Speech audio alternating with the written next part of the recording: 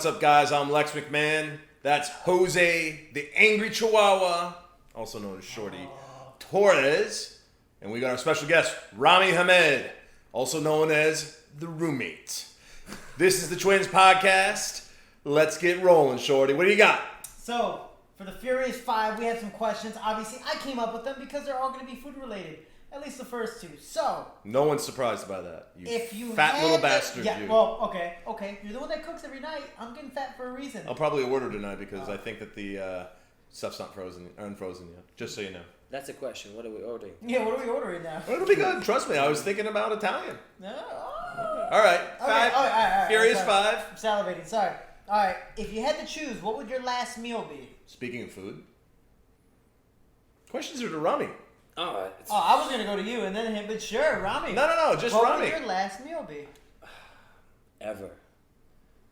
I'll probably go for sushi, man. Okay. I love sushi. Or maybe I'm just craving it now. I don't know. He's That's really a definitely subliminal message for me to order sushi for us tonight. Come on. Yeah, no, seriously, almost every day after practice. Brother, let's get sushi. It's like, yeah, no, that sounds about right. No, it's good. It's good. Yeah, sushi and whatever else we can get. But it's always sushi. Doesn't matter what else. It Hamburgers, starts with sushi. Sushi, man. Yeah. Let's see. The next one.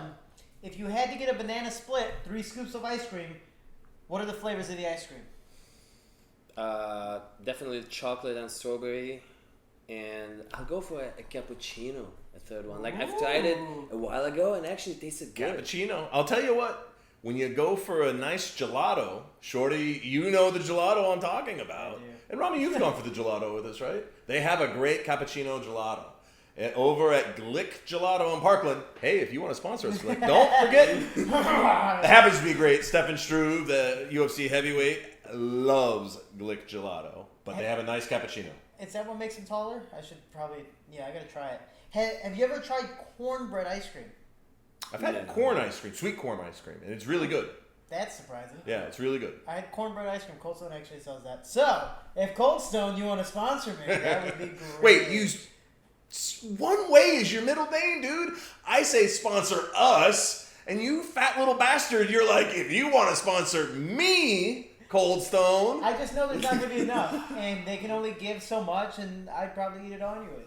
Let's be realistic. I hope you die of diabetes at 40. Man, If they'll I- get tricked. They'll sponsor the smaller guy and he was like, oh my god, he Yeah. eats like 5 grown-up men. I'm like Shaggy or Scooby-Doo. I'm Scrappy Doo, the big head, little body. Let me out. All right, an unexpected skill. What is something you're good at that people are like, huh? Well, I actually competed in the World Championship of paper planes. So I can make great paper planes. So I honestly thought you were going to be like Taekwondo, which we know that you did, and you prevailed and did wonderfully at, but paper planes, I am surprised. Yeah, I like, did not there's know a that. world But- championship for that. But, here's the thing. Knowing you, and knowing that you're more of an intellectual than the average fighter, you're actually an engineer. So I'm not surprised that you probably had like a ruler out and you made the perfect airplane, didn't you? Yeah. So what What happened? won? What was the model that won? The model that won, I don't even remember that. I remember I went on Google, tried a couple things, added some of my touches, which everybody did, but So you cheated and went to Google. everybody went to Google. Man. So we put the Google Nest in. By the I way, cheated and hey I Google won. Nest, if you want to sponsor us. And all around the house, all you hear is, "Hey Google, Yeah. hey Google." So now I'm gonna be like, "Hey Google, turn on midget porn in Rami's room." Hey Google, tell Shorty to get his fat ass out of the refrigerator. Hey Google, turn off midget porn and shorties. It's crazy, man. So when you're watching stuff on your phone, it always asks you, do you want to broadcast what you're watching? It's like, no. I don't want the whole house to know what I'm watching. Definitely not. My Definitely not. fight-relating stuff, So to add on to that, which is actually really hilarious, I was I was a personal trainer at like a CrossFit gym, and I was indulging in some pornographic stuff beforehand on my laptop, but I used my laptop to play music. The bad part was I opened up my laptop and left it there while I'm talking and greeting people coming in the gym, and somebody goes, I'm like, what? And I look over, my laptop has like pretty much the screen. I never closed out the screen. So you see what I was watching last, and I'm How like, weird was it, dude? it's funny. No one said a thing. Huh. The only problem is no one. So said again, a how thing. weird was it, bro? No one said a thing in English. Ah. They were all Polish. Ah. So you just hear, the Polish whatever, and I'm just like, Shorty, oh, that's a great what game. the hell were you watching? How weird was it? I was just saying that the scene just finished. How about that? So it was very colorful. Oh, okay. So, I gotta be honest, I actually had something similar happen when I was living with, back at my house in LA, and I had one of my fraternity brothers and a buddy from the Marine Corps living with me at the time. The place was like debauchery 24/7. Like on a Tuesday night, it would be wild. And we had this older lesbian that lived next door to us. And she would do yoga in the back room, and her room abutted up next to my buddy Ben's room. And Ben is this like orthopedic surgeon, one of the Harvard trained, but wild, like absolutely Just wild. one of those unexpectedly wild guys. And then there's my buddy Conan, who, I mean, let's be honest, he was a Marine recon officer, and his name is Conan. You know he's a wild motherfucker. And anyway, we would just have these crazy parties and everything, but I once got a letter from the HOA where my neighbor, the lesbian yoga 65-year-old lady, was complaining because of the surround sound porn that we were playing. So what company made this surround sound? Like, was it Bose? It was good, whatever it was. Whatever company it was. I mean, it was a townhouse, so like Sponsor us. this was the shared wall, and it was like boom, chicka down. Like one of those softcore porn Oh episodes. no, it was just like, bro. It was hardcore. Pornhub, you want to sponsor us? 3 of us. See, that's a team player. I'll take premium for a year. They can have it for like a month. Dude, it's free right now. The big. It's a trap. I'm trying to be for it. It's a trap. But I've never watched Pornhub Yeah, they gotta. in the you past gotta 15 minutes. Fill out everything. Yeah, I don't have time for that. No. Oh, When okay. everything else is free, if you pay for porn, you're a freak, dude. But it was That is crazy also during COVID. Actually, Pornhub made it for free For to a watch month. Pornhub Plus for Italians. Mm-hmm. I was looking for a VPN of Italy. Italy, a VPN that gives me What's up Italy. in now? I Miami, know. South Florida is the new epicenter. Where's our Pornhub free? Come on. 100%. I'm really upset. I still haven't seen like Bang Bus driving around like that one van. Dude, but we know I See Mike, dude. He's got like Cam Soda. That's also true. I actually got true story. Uh-oh. Good times in the fight business. Uh-oh. So a friend Uh-huh. who happens to know I See very well gave me the code to Reality Kings, and I shared it with everybody I know. The first thing the guy said when he gave it to me was, "Hey, dude, you can't share this with anybody." I'm like, "Oh yeah." Match Send sex. it to all my boys. I'm like, "Have fun, man." Knock your. Still works, by the way. Just, Wow. Just We've so known you, each other for 5 years. just so you know. I'm actually very upset And right now. it's the good stuff. Just saying. We're talking after this. Okay. Next question. Favorite place you've ever visited? Well, for me, it's hard now to think about favorite places because my favorite place is home now. You know, in between my people and everything. But besides that, I would go for Phuket, Thailand. Chill, calming, relaxed. People are good. Nothing to worry about. Just wake up, do your stuff, go to the beach, and every day is awesome. You know. So I'd go for Phuket probably. Always wanted to go to. Have you been to Thailand? No, that's one I want to do. And actually, it's funny. Roger has been hitting Roger Cole, one of the best striking coaches in the business. Sponsor us. No, trust me, there's no sponsoring there. He's like, get your ass in the cage, I'll beat you up. That would be the sponsoring. No, he's been talking about going for a while, and it's been on my bucket list. I definitely want to do it. Go on a training vacation where you train like maybe 4 days out of the 2 weeks, and or 4 days each week, and then you party every night. So we're going. It's happening. It's an awesome place, man. I tell you, man, you'll love it, and you would be Rami, thinking about dying there. We'll love it. We will love it. Delta, sponsor us. Hey, Shorty, when you don't fight, guess what we're doing? What are you talking about? I don't fight now. I mean, we can just go tomorrow. We could. And last thing, craziest injury you've ever had as a child. Which I have a fun one after that. I don't know if it's crazy. It's just funny. So I was young. I was like 12 years old. We got toys. I broke mine the first day. I asked my younger brother. I was like, "Hey, can I play with your toy?" He was like, "No, you're gonna break it." So we had a little argument, and then he's smaller. You know, I'm 12. He's 10. The size difference is big. He comes to me. He's like, "Hey, bro, if you don't give me back my toy, I'm gonna hurt you." I was like, "Bro, look at you. How Like, can what you can hurt you me?" do? He grabs like a mop and just cracks me in the head. I'm on the floor bleeding. He grabs Wait, his toy and just leaves. You got beat up by a mop. Exactly. But he hit me right in the head, bro. I was like bleeding everywhere. Sounds like he's in a Mexican Anybody household. fighting Rami Hamed, just bring in the mop. Bring him up. Just bring in the mop. You go to weigh-ins, just put the mop Yeah. down for the face-off. Remember this? Yeah. Oh And for some reason, I was living in a small village in Lebanon, you know. They have like traditional medicine, not too much technology back in the day. They come in and they start putting coffee in my wound. Huh. I know, have you ever heard of it? Like coffee in a wound? no! Like I mean, I'm bleeding listen, from my I've heard head. of gunpowder in a wound, like to stem the bleeding, cauterize the wound. That, you know, gunpowder, a little fire, but not coffee. No. Turkish coffee. Well, you know, that's Huh. pretty high octane There's stuff. some strong Yeah. stuff. Yeah. There. It kind of makes sense a little bit. Sponsor us, Turkish Yeah. coffee. I love Turkish coffee. So it's when I was a kid, my craziest injury was I got crushed by a garage door. I actually remember this story, and I love it, and I think you should share it.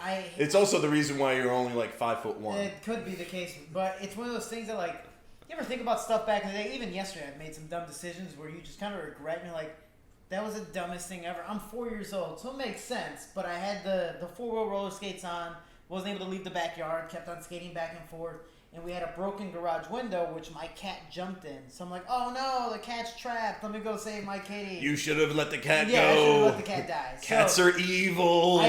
100%. And that cat and I had a feud. But I ended up opening up the door, but it was one of those doors that if it's shut, because of my age, I wasn't strong enough to open it up because it was jammed. I had one of those like U-locks, you had to twist it and pull. Right. I just wasn't strong enough. So when I got inside the garage, I'm like, all right, Max, don't worry, we're going to be okay. And then the cat jumps out the window, and I'm like, The cat was like, peace out, Yeah, bitch, I'm I'm like, out of here. fuck I'm you, gonna be Max. okay. What bitch? What are you talking Yeah, about? I was like, You're screwed, short dude. yeah, I was like, fuck you, Max. All right, so I took off my rollerblades, and I'm trying to open up this door. And I was like, man, my dad used to beat the crap out of us for any little reason, especially if you're going to open up the garage door, because that's where all his tools were, especially in the neighborhood we're at. We're afraid we're gonna... Wait, I'm sorry. Is that what your dad, who was a gang enforcer, Yeah.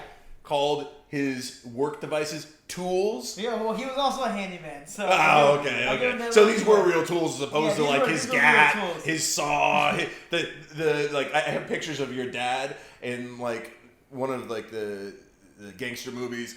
It was Say hello to my little friend. It would be something like that. My dad did definitely have those type of tools, but I was just afraid of him. So instead of opening up the garage door all the way and having him hear the garage door open up, I decided to open it up almost like 2 feet. So where I can crawl out under, I was the fourth house away from the corner. But we had one of those gates that you can hold on like if it was a jail cell bar and scream in between. Again, giving your family background. Yeah. So I didn't... This yeah, is just a so- comfort factor, right? Yeah. Just to keep everybody Yeah, comfortable. it's normal. It's normal. Yeah. So I decided instead of going like, somebody help me, I scream out mom. Didn't want to scream out dad whatsoever. So I'm like, Mom, I'm stuck. I'm only the fourth house away from the Mom, corner. bring the Yeah. meatloaf. So I could have just went around the block. But for some reason, I'm terrified. So I'm just like, Mom. But I just started crying. So my mom thinks something's happening. So she runs outside, runs to the garage. At the same time, I decide to crawl under the garage door. She presses the button. The problem was we're not in the richest neighborhood in the world, so we don't have a sensor. Usually now you do this when it's going down, it'll go back up. We didn't have that sensor, nor did we have the rubber piece under the metal. So you should have been 6'1" should've is got what it. you were saying. I should have. So she presses the button, it goes down, but she's panicking, so it's crushing me, and I'm screaming. It's literally in the middle of my back. I'm screaming, so she panics and presses the button again, so it goes up, but she's panicking, so she's doing this to the button, so the garage door is literally doing going down.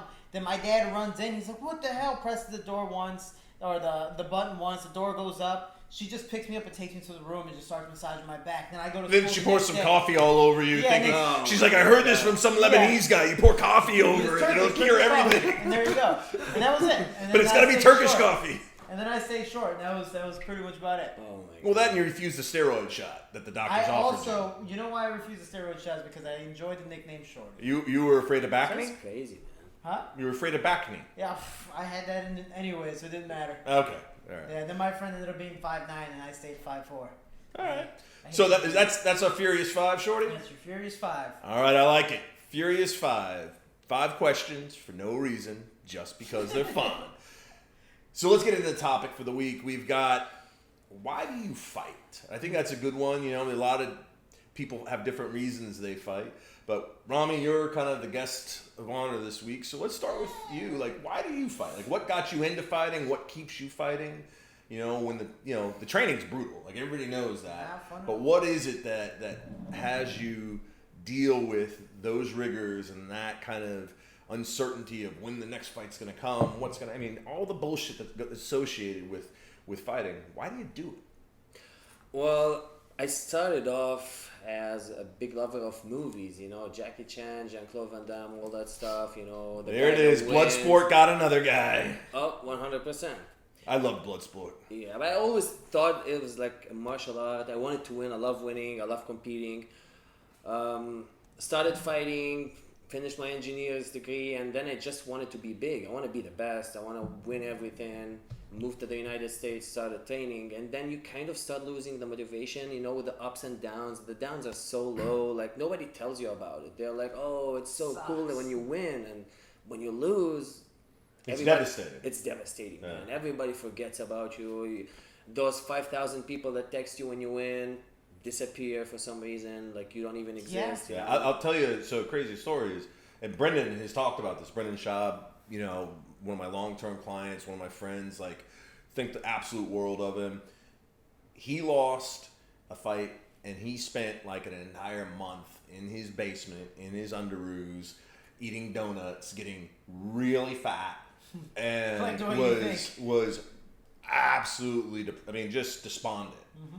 And I mean, he was in a dark place. And eventually he climbed his way out of it and, you know, got back on the horse and, you know, went on a run and did some cool things. And, you know, but the ups and downs can be brutal, man. And I just remember, like, talking to him, I'm like, oh my God, this is like soul crushing, dude. Why would anybody, I never asked myself, why would anybody put themselves through this if this is the result? He wanted to win so bad. He wanted to be the heavyweight champion so bad that sustaining a loss was like, he thought he was an invincible, and then all of a sudden it was this reality check that everybody loses in this sport, and he wasn't prepared for that yet, you know? Yeah, the analogy I like to use is like, everyone can walk, but eventually your feet are going to hurt. You're going to start to trip. It's going to rain outside. There's always going to be bumps in the road, and especially in fighting, you know that, like, if you lose, you can lose a title shot, you can lose a contender shot. It can really hinder your career or even possibly end it, depending on how the fight goes. Well, just talk about most contracts. Like, you only get paid half your money. I mean, just start with that part, you know, like the winning and losing aspect of why do you do it?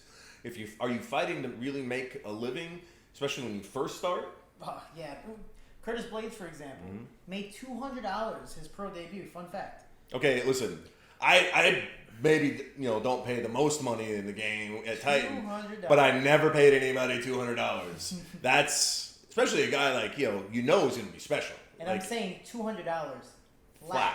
That was it. Right. So it's possibly 100 plus ticket sales, but that was right. Curtis isn't the best promoter, so he was like, I just want to fight, get a bunch of fights, and then hopefully go from there. Luckily for him, you know, he's a big guy. You don't need as many fights to get into the higher levels, but you know, somebody in the middleweights like Rami, it's a struggle. There's so many people there. That's true, and nobody prepares you for the downside. Nobody prepares you for loss. Like, you can talk about how you would handle losing, but when it comes, man, it's so different. Like, you don't see it coming. It happens to you, and then you have to deal with it, and you have no idea how to deal with it, and everything you talked about doesn't seem to work. And then you get to that dark donut place. Yeah. Donuts.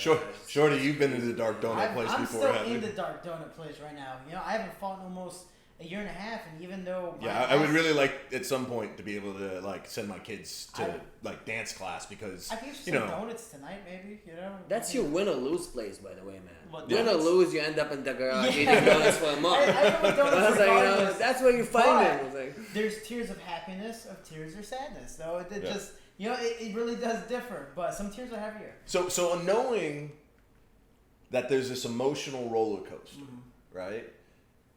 Why subject yourself to it? What is it that keeps you stepping into that cage to go do fucking Mortal Kombat with some dude who's ready to take your head off? Like, what is it that makes you get back in there when you know it's like this up and down, and when you do win it, hey, it's great, but when you lose, it's devastating. The grind of all the I mean, everything's brutal. Like, it's not. This is one of the hardest sports to do in the world, without question. So what pushed me to do it for this long time was me loving to win and stuff, and then when it got harder, I kind of found different motivations. You let's be honest. You had dominated the paper plane circuit. You had become the world champion of paper planes. You needed something else to conquer. Man, I don't know. I love risking. You know, if you don't risk, you don't drink champagne. That's what we say in Russia. You know, so I love to drink champagne. So I wanted to risk, and now, especially now, after what's been happening in my country, in Lebanon, we've been like under corruption. Everything's been going down. We're losing our currency. We got bombed 2 weeks ago, and then now it's my motivation is my people, man. I want to prove to my people that they can do whatever people are telling them they can't. So we've talked about that, right? And I think that as an athlete on a big stage, you have this platform, this opportunity to be more than just the athlete. So now you've become somebody who's becoming a champion of his people. That, is what is driving you now. Is that 100%? That's crazy motivation. I never thought about it like being my motivation, but now I'm ready to do everything. I'm going to that dark place of donuts. It doesn't matter, man. I'm making it up, and I'm doing that for my people. Purely, 100% sincerely for my people. And being the people's champ is a lot of pressure. You got to deal with a lot, but it's also really, really good motivation, depending on how you use it. But it's what does a win mean to you coming up whenever you're going to fight again? It's a cause, man. It's a cause of, like, despite everything that's happening to us, despite what the world is putting this small little innocent country through, we can still make it. So I think about the cause, man, about how it will improve people's lives, how it will change those sad children sitting home and desperate and hopeless. I'm doing it for them, man. It's the winning part, and the motivation is bigger than any fear. And if I fail, I fail trying. But even in failure, there's this opportunity to shine, right? Because win, lose. Listen. In winning, certainly it's easier to kind of create momentum and get people excited and all of that. But you can lose like a champion. And what I mean is, you can go out and put on a great performance, but you can also, leading up to it, you can tell people the story and bring attention to the issues and maybe ignite hope in some young boy or girl who just watched like the city blow up. Like, literally that happened, and people are now homeless, and there's no currency, like there's no food, there's no, like, Lebanon has gone from at one point being the jewel of the Mediterranean, being a very prosperous place, to now, and having you live here, I get kind of firsthand to experience what you're going through as you see the degradation of your country and your people. And, you've got this opportunity where you can go in and ignite hope in kids. So when you lose or when you win, it doesn't matter. It's that you're spreading the message and that you go out and give your all. And I think when people see that effort, obviously the winning will be great, but I think it's just that process and getting to that elite level, and then showing people that it's not just the money, it's not just the fame. Like, those are so secondary at times like this. It's really about the message of hope. That's true. Hope and persistence, man. It's crazy how one fight can inspire somebody, a child. Again, my favorite fighter being Manny Pacquiao. You see how his country literally follows him everywhere he goes. That's true. You look at Lebanon, you look at other countries that when they make their U.S. debut, people are like, he's making it. Doesn't matter if you lose every fight after that. They're like, he's in the U.S., he's trying. if he's doing it, so can I. Again, my moniker is being, if this shorty can do it, so can you. And I can just imagine somebody coming from a different country and having literally his people follow him. And it's just an inspiring thing. I mean, that's one of the things we have, in Titan. I always say, like, because of where we're located and the brand that we've built and the relationships that we have with the UFC and the reputation we have of helping fighters advance their career, we've got some of the best fighters in the world who come and fight for us. It's like the best guy from Slovenia, Uros Jurisic was a champion. Like, he was the best dude. Rami's fought for us. He's one of the absolute best dudes in the Middle East and certainly in Lebanon. On and on and on and on. We've had the best person or the top, people from a certain country come and fight for us, and you see the big spikes when that person comes. Like when Mohammed Naimov comes and fights for Titan. He's fought for us, I think, now 4 times, and like the entire country of Tajikistan tunes in to watch. It's awesome, and they get so excited, and like you make a post, and there's just all of a sudden there's like hundreds of Tajik flags and power fist and a bunch of words, and I think it's Russian, right? The Tajiks. No, they actually speak Tajikistan. Okay, so they have their own Tajik language. Yeah. So whatever it is, I can't understand it, but I know they're excited because it's just going on and on and on and on. You talking smack? Yeah. But it's awesome to see people get that riled up. The same thing when you fight. Lots of engagement, lots of people excited about it. So, I mean, I think that's important to be able to galvanize people like that. Look at the time we went to Kazakhstan. That was the biggest audience I've seen. 11,000 crazy screaming Kazakhs. It was like a pride show. It was amazing. Mm-hmm. I was blown away at how excited people were and how just devout fight fans they were. I couldn't even make it inside the cage. It was me and Showdown Joe for the main event, and we assumed who won, but the crowd is obviously biased. Yeah. We're talking about the time I almost got taken out at gunpoint. That time. Yeah, that was a fun time. Literally, all the security did nothing. All 11,000 people just came down and surrounded the cage. Because guess what? The hometown guy didn't win. Yeah, well, both hometown guys, the co and the main event, that's didn't true. win. And there was a lot. I think the co-main event guy was a military guy as well. Yeah, so it was huge. So literally all the people came, which was amazing. 11,000 people is amazing. For not just, 11,000 people is amazing for any promotion. Yeah. Even the UFC, that's a full arena in a lot of arenas. And, they've got arenas that have 11 to 12,000 people, and that's a packed house for them. And that's exactly the type of energy it was that night. Yeah, it was I had to push people, and obviously not everyone speaks English. So I had to push people. Rami would have been great to have there because everybody speaks Russian everybody there. speaks Russian. He's literally my companion anytime we go overseas. Oh, you were with them? Yeah. Traitor. we were in Saudi, right? Oh, that was so fun. Then you get 2 different types. You got the Russian, the Lebanese, and then the Arabic, and then you also have English. So I'm just talk to Rami. Rami, you handle it. You got it. Yeah. You're the translator. I'm good.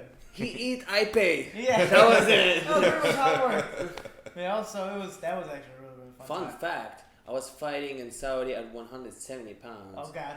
This dude weighed in 175 the day before my weigh-ins. And he fights at 125. Flyweight, not so fly. I had some things in my pockets, and it was just a little heavy. That's all it was. I had more food. So, Shorty, why do you fight, man? I know that, I know your story, obviously. You come from rough kind of background, and was it just an opportunity to break away from Cicero and the tough kind of life that you had growing up, or was there more to it? Because I know you're a champion for kids in your neighborhood too. For me, it was for 2 reasons. One was I didn't have the best role models growing up. My father was pretty much a gang leader. The dudes in the purples. Yeah, what are the gang colors again? Purple and what? Purple and black. Purple and black. That's not the. I don't want to say the name and get you shanked, but it's that's not the Latin Kings, right? No, it's somebody else, right? That was actually the opposite side. Right, so that's what I thought. I would be fighting the Latin Kings, which my dad fought plenty of times, and I've seen in person. Great times. Anyways, it's for me, I didn't have the best role models growing up. My brother, being 8 years older, was slowly starting to become like my father as well. So it's do I become like this, or do I try to do something different? Some of the shows I watched were Power Rangers, Dragon Ball Z. Wait, Ninja Londo's Turtles. 8 years older? Yep. Huh. And you're like his dad. Yeah, pretty much. Very odd. I'm his little big brother. Yeah. He's the biggest freeloader I know. I love him to death. Love you, Londo. But he, I didn't have the best role model. My brother would literally be like, I did this, don't do this. Because it didn't work out well for me, so you should go left instead of right. Right. So. By the way, that's actually not bad advice. Like he was looking out for you. Yeah, no, he was. But I'm saying at least during that time, I didn't have the best role models. So when I watched Jackie Chan, Bruce Lee, stuff like that, I was like, man, these guys are literally physically fighting for good. I want to fight and be a hero. So I decided to join martial arts, and then I've been in martial arts since I was 4 years old. So just going after it for about 24 years now. By the way, one of my favorite pictures of you is like little Shorty in the gi with the chucks and the fucking giant ass head. Yeah, the little body, big head, same size head, ridiculous. Just baby face at least. It's like Jackie Chan, but he gets stuck underground. Yeah, it's like the failed part of Jackie Chan movies.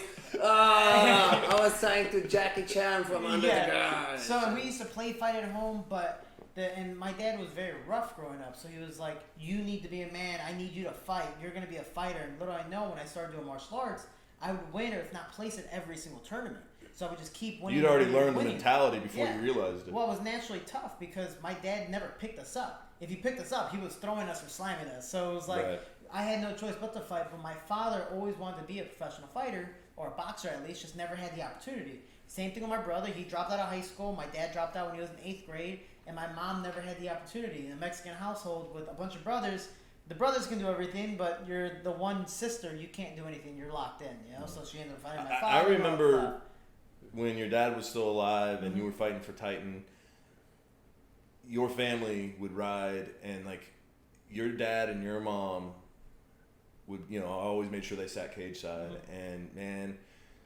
as crazy as your dad's stories are, and all the shit that he did, and how he was rough on you, and all that dude loved you, man, and he was so proud of you, seeing his little Shorty go in there and become a world champion, become a 2-division world champion. Like he was proud, man. I appreciate that. I remember like just looking over and seeing, you could see it, And we would I posted one of my fights, my first championship for Titan.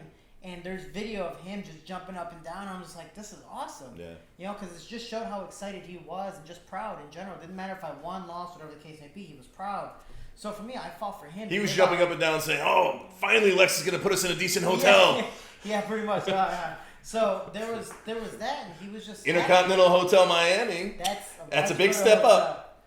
Not a truck stop. But where there may have been prostitutes. Just a couple. Right next door. Dude, we had no sink in there. There was no bathroom sink. You made me feel bad, and I had to get Master Bob a nice hotel after that. There was no bathroom sink. Anyways, long story, different episode. So I fought for them, and little I know. Worst things at fighting for Titan FC. Well, it was the same thing like Rami. He ended up getting his degree. My degree was in kinesiology, so it's like I'm set with something else. Yeah. But I was like, man, I'm actually really good at this, and my family's happy. Let me keep on going. Then I noticed every time I fought, more and more people in my neighborhood, especially kids, were going like, man, he's doing it. I could do it too. So that's what I always say. Look at him. He's so short. He's so small, and he made it. We can do it. He's my size. Yeah, which is perfectly fine with me, So it's like, if this shorty can do it. Between you and Ballart, there's like a whole nation of little people that are going, oh my God, we can do it. Ballart is my mom's height. For people who don't know, my mom is 4'8". She is up to here. And I love Gustavo Ballart. Like, I love hanging out with him, his father, all that. He's awesome, man. But, like, I never know how to take a picture with him. Do I lean over? Now I know how Stefan Struve feels. I was about to say, just imagine how people take a picture with you. Yeah. That's how you should take a picture with Ballart. Lie. I feel disrespected. That's why I stand straight up. I was like, nah, man, sorry. Just fix the camera. But I fight to be a hero. And it just so happens that, every time I do it, I inspire people. Well, you've done a hell of a job, Shorty. Yay. So, Rami, I love having you on. I love hearing the Why You Fight story and all that stuff. Time to wrap it up. Mainly because I gotta go get my kid from which one is this? No, gymnastics. Gotta go to gymnastics. Pick up Kylie. But I'm Lex McMahon. That's Jose Shorty Torres. DJ Rami Hamed. Pioneer sponsor me. Twins Podcast. Check it out.